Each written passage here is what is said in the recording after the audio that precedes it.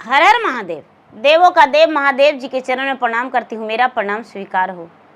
माता गौरी पार्वती के चरण में प्रणाम करती हूँ, मेरा प्रणाम स्वीकार हो। गणपत ललनमा के चरण में प्रणाम करती हूँ, मेरा प्रणाम स्वीकार हो। माता और पिताजी के चरण में प्रणाम करती हूँ, मेरा प्रणाम स्वीकार हो। गुरु भाई बहना, मैं एक शिव चर्चा कथा सुनाने जा रही हूँ। इस कथा को पूरा सुनिए और रहस्य जानिए। देखिए एक वांझन की दर्द भरी कथा। प्रेम से बोले शंकर भगवान की जय। गुरु भाई बहना, एक राजा थे और एक रानी।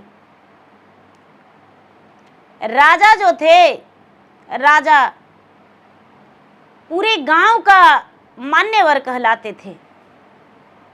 राजा को सभी लोग मान सम्मान देते थे। धीरे धीरे समय बीतता गया। राजा साहब निसंतान रह गए, उनका संतान नहीं हुआ। जब संतान नहीं हुआ तो रानी जो थी, रानी बड़ा दुखी रहती थी। लोग रानी को कहते थे, रानी साहब आप पूजा पाठ करते हैं, एक बार महादेव के शीश बन के देख लीजिए और भगवान का, भोलेनाथ का जल अभिषेक कीजिए। रानी जो थी, रानी किसी के घर चर्चा हो रहा था और चर्चा में चल गई। जब चर्चा में चल गई, राजा साहब सांझ को आए। इस बात को जानकारी नहीं हुआ, लेकिन दूसरा से तीसरा दिन, चौथा दिन, पांचवा दिन, एक सप्ताह के बाद रानी फिर से चर्चा में चल गई। राजा को पता चला कि मेरा रानी चर्चा में जाती है। राजा साहब आए और कहने लगे रानी से कि अरे कलमुही कुलछनी, तुम दूसरे के घर जाती हो एक राजघराने की रानी होकर। एक तो संतान की मां बनने का सौभाग्य तुम्हें नहीं, और तुम डायन सीखने जाती हो। वो लोग डायन सीखते हैं। रानी हाथ जोड़ के विनती करके अपना पति से कहती है, राजा से कहती है कि नहीं राजा साहब, हे स्वामीनाथ, वहां तो भगवान का भक्ति होता है, भगवान का पूजा होता है। लेकिन राजा क्या थे, राजा को पूजा पाठ पसंद नहीं था।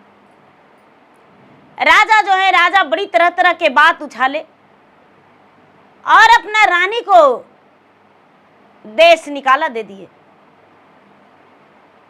रानी को अपना घर से निकालने का आदेश दे दिए। रानी कहती है कि हे स्वामीनाथ, मेरा प्राण चला जाएगा, लेकिन मैं इस घर का दहलीज लांघने वाला नहीं हूं। रानी की बात सुनकर दीदी, राजा एकदम बिल्कुल कसाई बन गए। राजा बहुत बड़े निश्चर बन गए, कसाई बन गए और रानी को मारना शुरू कर दिए। रानी को मारना शुरू कर दिया इसलिए कि रानी जो बेचारी थी, भगवान का ध्यान में थी और भगवान के यही कहती थी कि हे भगवान, मुझ पर दया बरसा दीजिए। अब क्या होता है, राजा मार पीट के रानी को घसीट के घर से निकाल दिए। जब रानी को घसीट के घर से निकाल दिए तो भगवान करे कि एक चिट्टी का भी ऐसा तकलीफ ना हो जो कभी घर से दूर रहना पड़े। ऐसा मुसीबत में रानी जो है, रानी बेचारी घर को त्याग दी, त्यागना पड़ा। घर से निकल गई, राजा निकाल दिए। रानी जो है, रानी अपना घर से चलने लगी। चलते चलते चलते चलते चलते चलते चलते चलते बड़ा दूर चल गई। एक किया हो रामा महला के रनिया रहे वाली हेला हो राम, एकिया हो रामा बल के रे करनमा घर से निकाल लगा एला हो राम, एकिया हो रामा कोनो ओरिया रनिया के ना सूझेला हो राम, एकिया हो रामा रनिया के जियरा छटपट लागेला हो राम। बेचारी सोचती है कि हे भगवान, यदि एक संतान रहता मुझे तो आज मुझे घर से नहीं निकलना पड़ता। बेचारी कहीं नहीं गई, कहाँ गई? जंगल की ओर चल गई। ये बाघ सियार हमको खा जाएगा, नैहर जाएंगे तो फिर हमको आना पड़ेगा, इसलिए यदि हम चल जाएंगे वन में तो बाघ सियार हमको खा जाएगा, मेरा जीवन ही खत्म हो जाएगा। लेकिन देखिए दीदी, जब बेचारी सुंदरी रानी घर से बाहर हुई तो भगवान का महिमा अपरंपार, उसका पेट में राजा का अंश 3 दिन का पल रहा है, सिर्फ 3 दिन का, और रानी घर से निकल गई।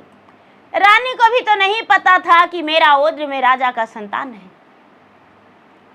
घर से निकल गई और निकल के और जंगल की ओर चल गई। जंगल की ओर चल गई। बहुत लोग जो थे भगवान के भक्ति के लिए केदारनाथ जा रहे थे जल चढ़ाने। बेचारी रानी देखती है तो कहती है कि आह, मरने से भला यदि हम भी बाबा के जल चढ़ा लावें, क्या दिक्कत है।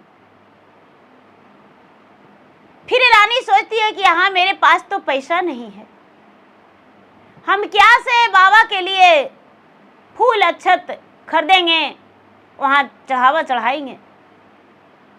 फिर भी सबके साथ डोर लग गई और डोर लग के और केदारनाथ बाबा के जाके जल चढ़ा दी। जल चढ़ा के और भगवान से कहती है कि हे भगवान,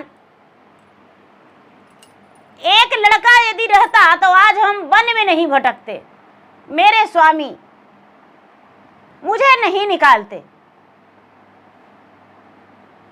भगवान, मैं संतानहीन हूं, तब तो वन में रह रही हूं, निकल गई हूं घर से।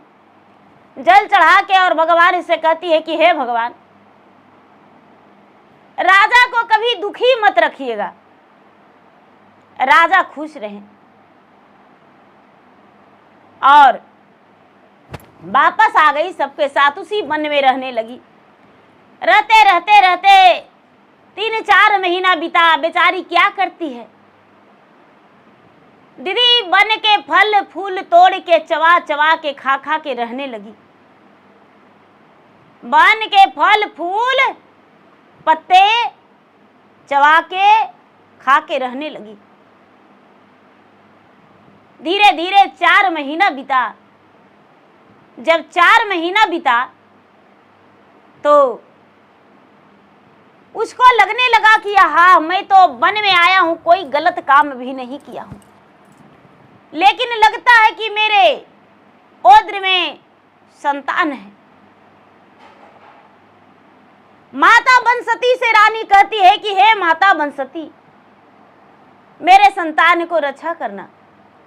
अब हम मरना नहीं चाहते हैं, अभी संतान को जन्म देना चाहते हैं। ये संतान मेरा पृथ्वी पे बाहर आएगा और हम इसे जन्म देंगे। अपने बच्चे को बड़ा ध्यान रखने लगी। धीरे धीरे समय बीता। रोज क्या करती है बेचारी कि भगवान के एक पत्थर रख के और नदी पहाड़ी के पास में एक नदी था। नदी में पलाश के पत्ता के दोनी बना के और उसी से पानी लाके और भगवान को चरण में जल अभिषेक कर देती थी। भगवान को कहती थी कि हे भगवान, मेरा हाथ का जल आप स्वीकार कीजिए। वन से फूल पत्तियां लाके भगवान के अर्पित करती थी। धीरे धीरे धीरे धीरे 9वां महीना बीत गया। जब 9वां महीना बीत गया तो उसे दर्द होने लगा, बच्चा जन्म लेने वाला। अब बेचारी बिलख बिलख के रोती है और भगवान से कहती है कि हे भगवान, अब हम क्या करें, मेरा तो यहाँ पर कोई नहीं है, मेरा कौन सहारा करेगा। नहीं मेरे माई है, नहीं मेरा बहन है, नहीं सास है, नहीं ननद है। इस जंगल में तो जंगली जानवर ही सिर्फ है, मेरा कौन मदद करेगा। इसका दर्द शुरू है, दर्द से व्याकुल हो रही है और भगवान को, भोलेनाथ को आराधना कर रही है, माता बनसती की आराधना कर रही है कि हे भगवान, मेरा कोई तो मदद कीजिए, कोई तो मदद कीजिए। बेचारी बच्चा के जन्म देने लगी और बच्चा के जन्म देते देते बहुत बड़ा एक चीता बाघ गरजता हुआ आया। मनुष्य का धमक है, अरे हम तो भोजन कर लेंगे, आज बड़ा सुंदर लगेगा। छोटा बच्चा है, बच्चा को जन्म दी और शेर जो है आके तड़पने लगा कि हम इसको खा जाएंगे। जब भोलेनाथ देखे तो पार्वती से कहते हैं कि हे पार्वती देवी, क्या इस संतान को आप रक्षा नहीं करेंगे। पार्वती कहते हैं महाराज, क्या इस संतान से मुझे दुश्मनी है, क्यों नहीं इसका रक्षा करेंगे, इसका रक्षा हम अवश्य करेंगे। देवी पार्वती अपना शक्ति से उस बच्चा को अघोरी कर दिए, एक शेर का दे दिए, चिता के रखवाली एक शेर दे दिए। वहां पर शेर जो है, शेर प्रकट हो गया, चिता भागा। बेचारी बच्चा के जन्म दी तो थोड़ा देरी के लिए मायूस हो गई, मायूस हो गई, मूर्छित हो गई। उसके बाद कुछ देर के बाद अपना बच्चा को देखती है तो उसका नर पुरैन अब कैसे कटता है। यहाँ तो डगरीनो नहीं है, यहाँ तो डगरीन भी नहीं है। सोचती है कि हे भगवान, अब मैं क्या करूं। क्या करती है कि पत्थर से लेकर बच्चा को पुरैन काट के और अपना साड़ी से सूत खींच के उसको बांध देती है और बांध के बच्चा को गोद में लेकर पिलाने लगती है। बच्चा दूध पीता है। अब रानी उसी के साथ रहने लगी। अब रानी अपने बच्चे का परवरिश बड़े अच्छे से करने लगी। उसी वन में नदी में जाके नहलाती थी, अपने भी नहाती थी और बच्चा को फूल पतई के रस पूरा बदन में लगाती थी। जो खाती थी वही बच्चा को भी सेवा करती थी। धीरे धीरे धीरे धीरे बच्चा 1 साल की हुआ। अब यहाँ क्या होता है दीदी, राजा जो है, राजा के घर में पूरे हाहाकार मच गया। राजा के नगर में जानकारी हुआ कि राजा साहब अपने रानी को त्याग कर दिए हैं, अपना रानी को घर से निकाल दिए हैं।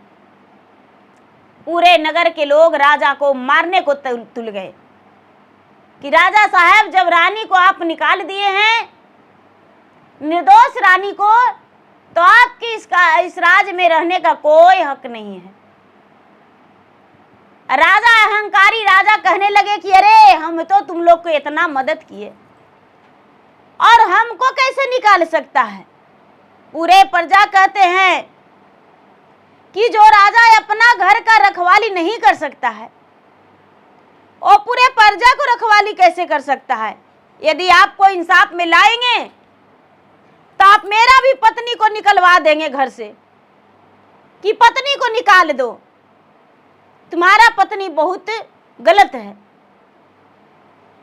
राजा साहब, आपका रहने का कोई हक नहीं।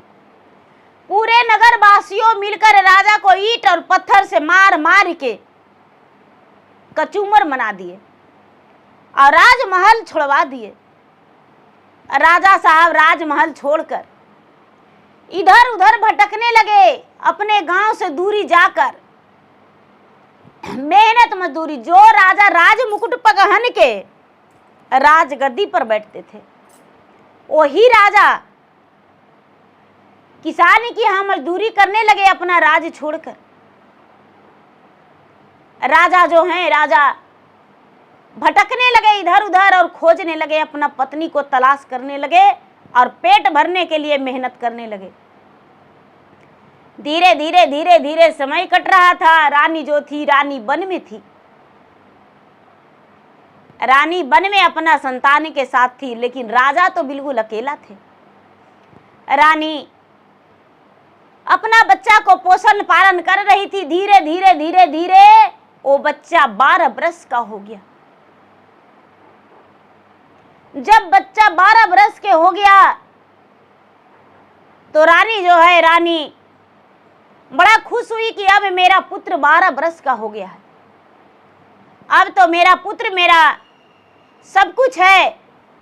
अब यदि नगर में चल जाएंगे कहीं भी तो अपने बच्चे के साथ जीवन व्यतीत कर लेंगे।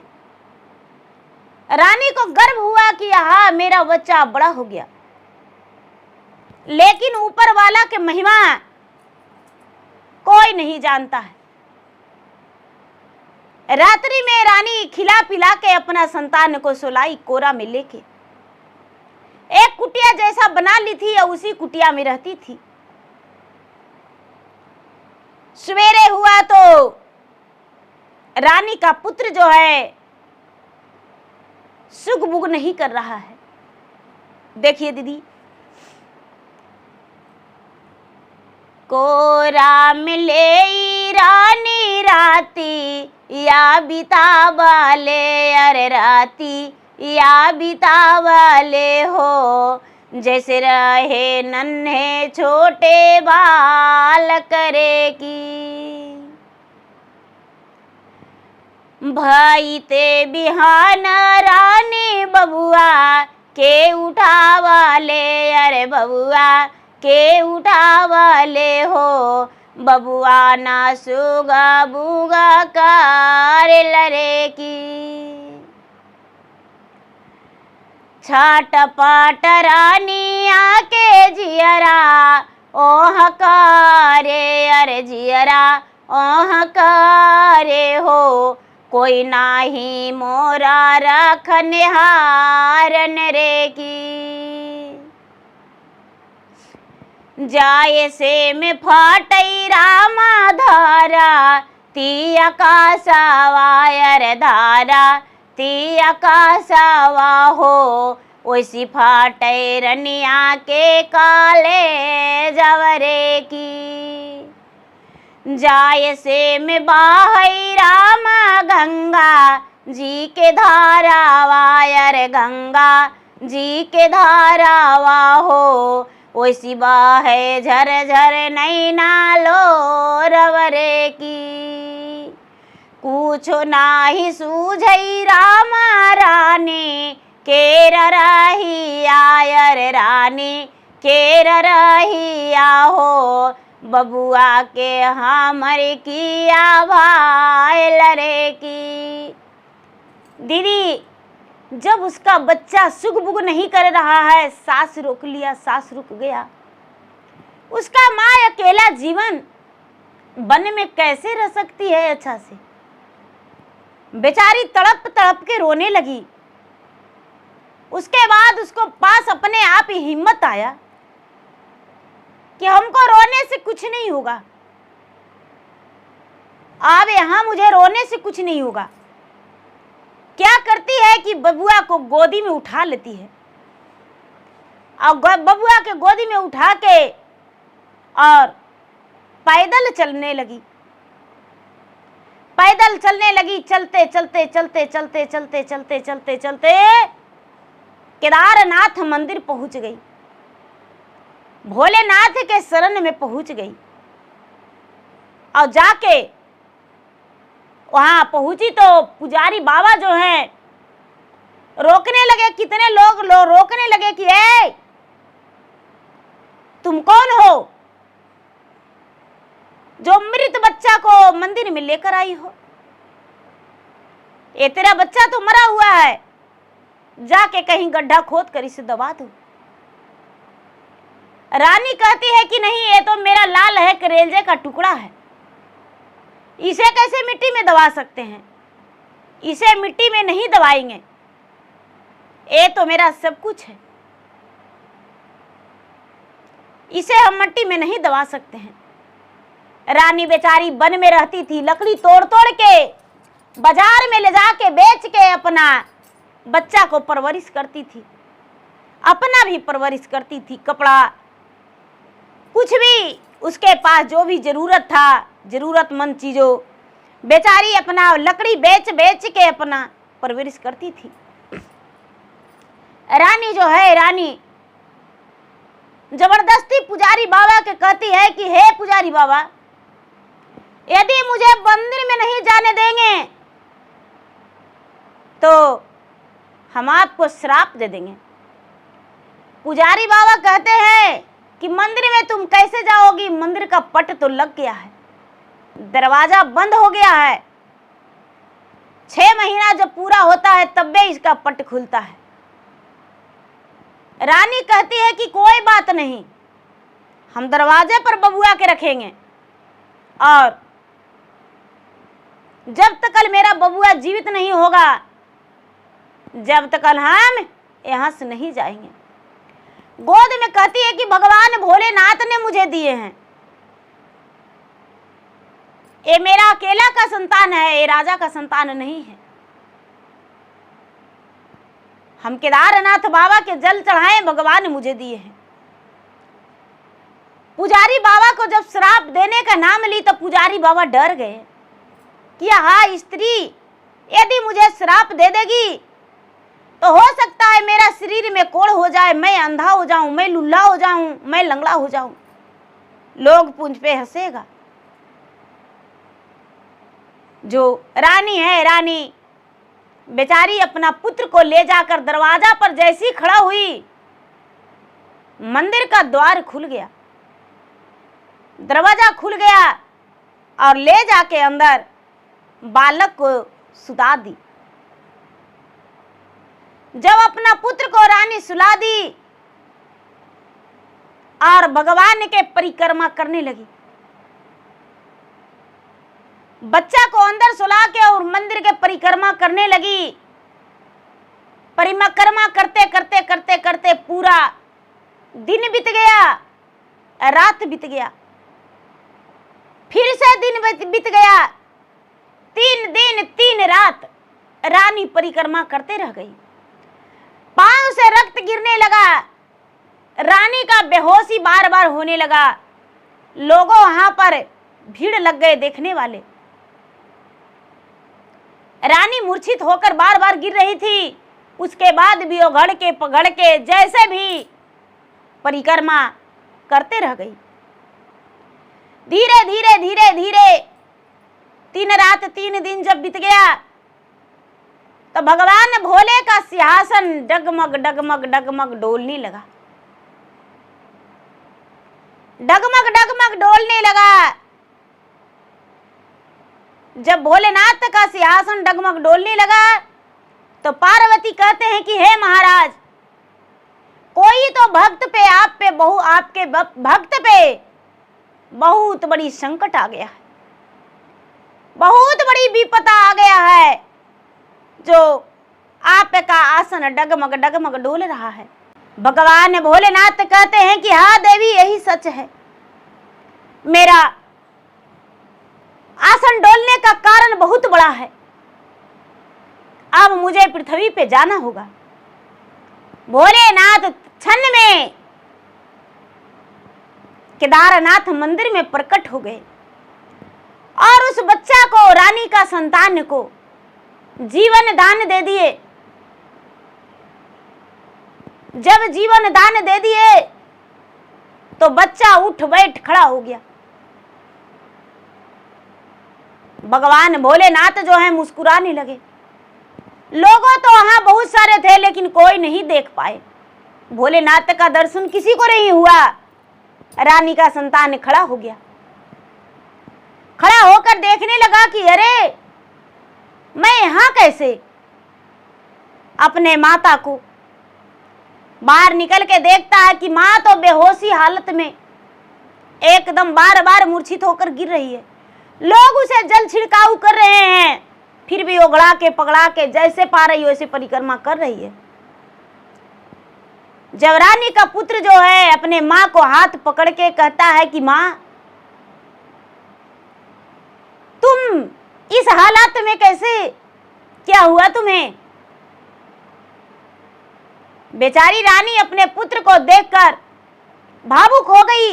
ऐसे भी तो रो रही थी, लेकिन पुत्र को देखकर गले लगा के जाके भगवान को कहती है कि हे भगवान, आपका महिमा अपरंपार है।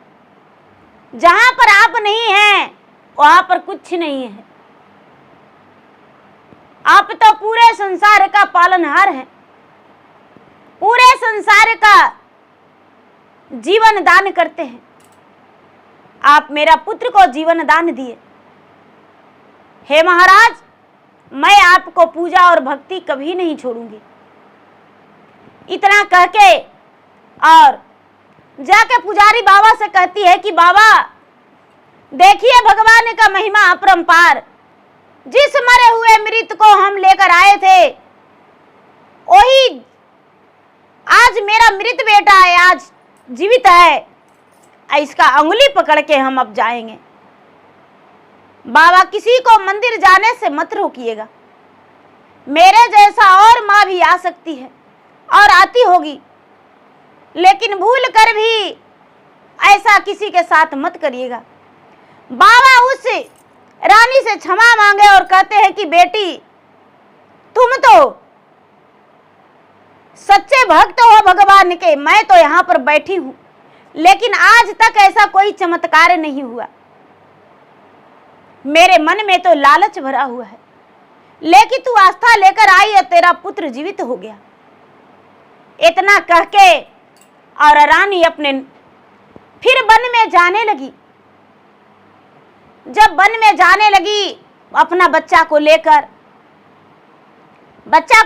जब जाने लगी तो रास्ता में एक साधु महात्मा रूप में भगवान भोलेनाथ दर्शन दिए।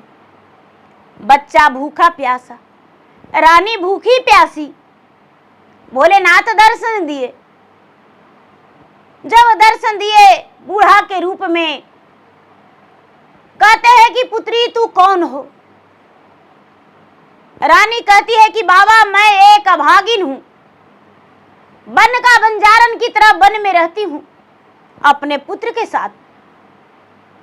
बाबा कहते हैं कि बेटी मैं अंधा हूं, क्या तू थोड़ी दूर तक मुझे ले चलेगी, इस अंधे व्यक्ति को, बूढ़ा को मदद कर देगी।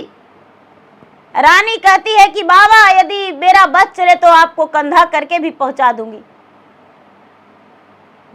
आप मेरे कंधे के ऊपर आइए, बैठ जाइए, जहां भी जाना होगा आपको हम पहुंचा देंगे। बाबा कहते हैं कि बेटी तू नारी जाति हो और हम तुम्हारे कंधे पे नहीं बैठ सकते हैं। 12 बरस के एक छोटा सा बालक कहता है बाबा मेरे कंधे पर बैठ जाइए। भोलेनाथ जो हैं अपने भक्त के परीक्षा लेने के लिए कंधे पर भी बैठ गए। कंधे पर बैठ गए और एक बहुत बड़ा भयानक मंदिर था रास्ते में। बाबा कहते हैं कि बेटी इसी जगह पे छोड़ दो, हम इसी मंदिर का पुजारी हैं। रानी जो है, रानी वहां पर अपने बेटा को बोली, पुत्र को, उसका पुत्र उतार दिया और बाबा महादेव उतर गए। जब उतर गए तो बाबा कहते हैं कि बेटी, मैं इस मंदिर में पूजा तो जरूर करता हूं, तुम प्रसादी लेकर जाओ, कुछ खाकर भी जाओ। जब मंदिर के पास रानी और उसका पुत्र बैठे तो बाबा मंदिर के अंदर गए। भला भोलेदारी तो खुद हैं, प्रात में भरा हुआ उधर से 56 भोग लाए। रानी देखकर वो एकदम विपरीत हो गई, खुश हो गई। उसका मन जो है एकदम उभर आया। बाबा को चरण छू के गोड़े लगती है, बाबा आप इस मंदिर में रहते हैं? तो हाँ पुत्री, हम इस मंदिर में रहते हैं। अच्छा की बात है। बाबा मैं क्या बताऊं, मेरे पति मुझे घर से निकाल दिए हैं। क्या मेरे पति कहाँ हैं? वो अच्छे हैं? बाबा कहते हैं कि पुत्री तू अपना पति को देखना चाहती हो? तो हाँ ठीक है, आंख मूंद कर ध्यान लगाओ अपना पति को, तुम्हें दर्शन हो जाएगा अपना पति से। रानी तो सती थी, आंख मूंद के ध्यान लगाई तो उसके पति बिलट रहे थे, काम कर रहे थे, मेहनत मजदूरी। रानी कहती है बाबा ऐसा नहीं हो सकता है। बाबा कहते हैं बेटी जो तू देखी वही सत्य होगा। इतना कहके और भोजन करवा के और मंदिर से दोनों माई बेटा के वस्त्र दिए और बोले कि जाओ तुम्हारा कामना पूर्ण होगा। माई बेटा वहां से नए वस्त्र लेकर पहनकर दोनों चलने लगे। चलते चलते चलते चलते चलते चलते चलते शाम होने वाला था। शाम होने वाला था। राजा जो थे, राजा अपना घर माने घर गृहस्थी तो छूट ही गया था, जहां काम कर रहे थे वहां से त्याग करके निकल गए। क्या जाते हैं अब जंगल में, झाड़ जंगल में रहेंगे, बन के लकड़ी तोड़ेंगे और बेच बाच के खाएंगे, अच्छा रहेगा। राजा वन में आए तो रानी पे दर्शन हो गया। राजा रानी दोनों भावुक हो गए। राजा को लगने लगा कि आहा, रानी को हम त्याग किए, हम ब्याह नहीं किए, लेकिन रानी गलत संबंध जोड़ के एक संतान को जन्म दे दी। रानी से राजा क्रोध में कहते हैं कि हे रानी, अभी मेरे हाथ में तेगा रहता तो तुम्हारा गर्दन को काट देते। तूने इतना नीच गलीज काम किया जो तू गलत संबंध जोड़ के और एक संतान को जन्म दे दी। रानी कहती है कि हे महाराज, डोर तो कच्चे धागे के होते हैं, लेकिन डोर इतना मजबूत होता है कि कभी टूट ही नहीं सकता। भगवान विष्णु और ब्रह्मा जो डोर लगा देते हैं वो डोर टूट नहीं सकता। मैं तो क्षत्रिय हूं, मैं तो पतिव्रता हूं, भला मैं कैसे ऐसा कर सकती हूं? ये संतान आपका है। हे स्वामीनाथ, आप समय जोड़ लीजिए। यदि आपका संतान ना रहे तो आप मुझे कुछ भी कर सकते हैं। राजा जो हैं, राजा रानी को बात सुनकर अपने पुत्र को गले लगा लिए। गले लगा के रानी को भी सीने से लगा के रोने लगे, पूरा गंगा जमुना जैसा, और राजा की आंखों से नीर बहने लगा। और कहते हैं कि हे रानी, जब से आपको नगर से निकाले मेरी मति मारी गई थी, मति मरा गया था। पता नहीं किस पाप के कारण मुझे आपसे दूर रहना पड़ा। हे रानी, मैं चाहती हूं कि आपको अपने साथ अपना नगर ले जाऊं। रानी कहती है कि हे स्वामीनाथ, शाम को भूला सवेरे लौट जाए तो उसे भूला नहीं कहलाते। मैं तो वन में 12 बरस बिता लिया, 13 बरस पूरा हो गया है।